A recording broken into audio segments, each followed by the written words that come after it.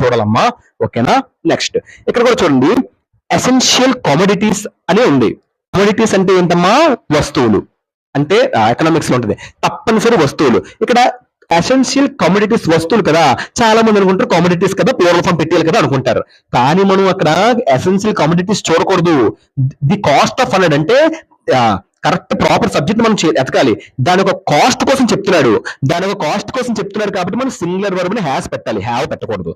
ఇక్కడ చూడండి, not only his clothes but also his appearance wash.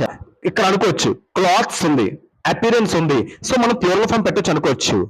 కానీ ఇది క్లాత్స్ ప్లూరల్ రైటే, కానీ ఇక్కడ నాట్ ఓన్లీ బటాల్స్ తో కనుక వస్తే మనం సింగులర్సే పెట్టాలి.